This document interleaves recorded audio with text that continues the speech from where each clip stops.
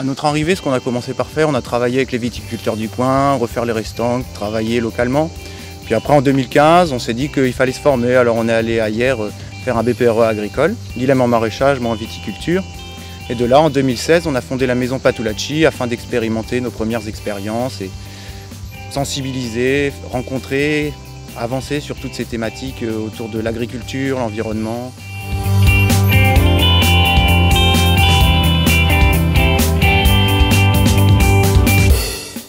Du coup, la production de légumes et un verger qu'on a récupéré depuis 2 ans avec des pêchiers, des coignassiers, qui est typique de Cotignac, et quelques cerisiers. Donc voilà, production maraîchère et fruitière.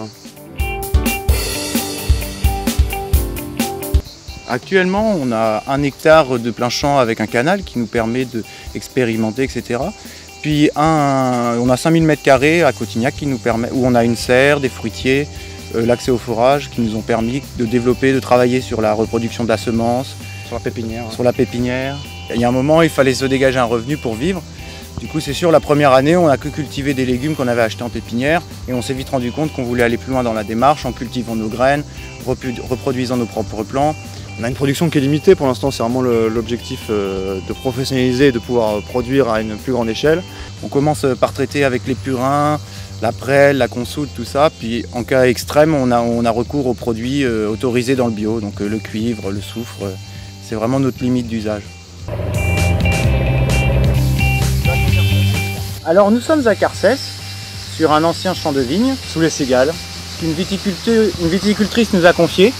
Elle n'en avait plus l'usage, c'est des terres en IGP qui n'ont pas de valeur pour la vigne, alors qu'on est sur une terre arable accompagnée d'un canal d'arrosant. Donc ça, c'était vraiment une chance qui nous permettait de développer le maraîchage. Donc en 2016, on s'est installé ici, en même temps qu'on a fondé la maison Patulacci. On a commencé à exploiter ce terrain sur lequel on a expérimenté donc, le maraîchage. En permaculture, en agroécologie. Et les conseils des anciens surtout. C'est vrai que les anciens nous ont beaucoup accompagnés pour avoir des solutions et le travail de l'époque, comme ils s'en souvenaient de leur père.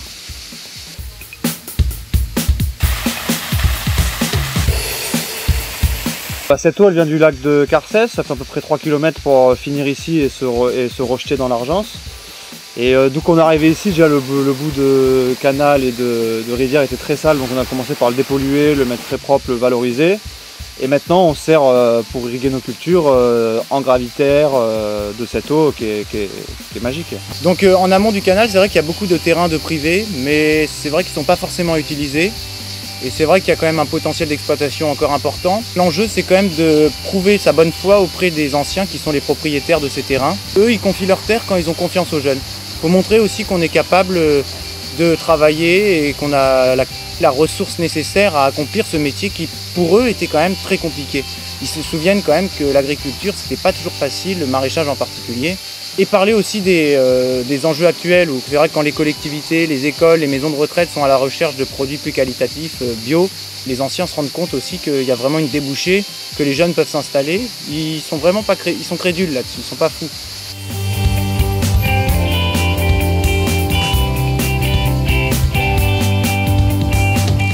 Après 3 ans d'expérience, maintenant on se sent à même de lancer un projet un peu plus technique, capable de répondre à la demande, parce que la demande est vraiment infinie. Le problème, on a des clients, on a l'école de Cotignac. On n'arrive pas toujours à satisfaire, parce que c'est vrai que la demande de produits sains aujourd'hui est vraiment exponentielle, c'est hallucinant. Du coup, on a besoin d'équipement. On a besoin de nouvelles serres, on a besoin d'un petit tracteur, parce que physiquement, on travaille encore, on a un motoculteur et la grelinette. Et c'est vrai qu'on a besoin de aussi s'alléger les tâches quotidiennes. Donc voilà, ça passe par évidemment cette demande de crowdfunding et de votre aide, votre générosité. Sur Mimosa, qui est une plateforme agricole, on s'est dit, ça fait déjà 1 an qu'on se disait faut y aller, faut qu'on lance l'exploitation. Et pour lancer l'exploitation, on a besoin de au moins 30 000 €. Du coup, sur cette plateforme, on fait appel à vous, on a besoin de votre aide. Nous, notre objectif à la base, c'était quand même de trouver un système moyen, être capable de produire, de répondre à une certaine demande et surtout de pouvoir échanger et communiquer nos savoirs. C'est vrai qu'aujourd'hui, c'est vraiment l'enjeu. Quand il y a des gens qui viennent sur le terrain, on n'hésite pas à leur dire « Ah, on a fait ci », on leur donne tous nos retours d'expérience. On leur dit un peu les capacités, les avantages et les inconvénients des outils. C'est vrai que c'est vraiment le partage est vachement important pour nous. C'est pour ça qu'on fait des événements pour parler de ça, communiquer, faire un peu des, je dirais pas de la formation, mais on fait un peu des ateliers qu'on anime où on présente un peu des manières de travailler. Voilà, le champ il est ouvert 2 fois par semaine en saison, le lundi après-midi et le vendredi matin. Et du coup on ouvre aux curieux de passage comme aux habitués qui viennent récupérer les paniers. Et du coup les gens s'arrêtent et en général on leur fait visiter le champ s'il y a demande. Bon, pas trop tôt dans l'après-midi parce qu'il fait chaud, mais voilà, on est ouvert 2 fois par semaine en saison.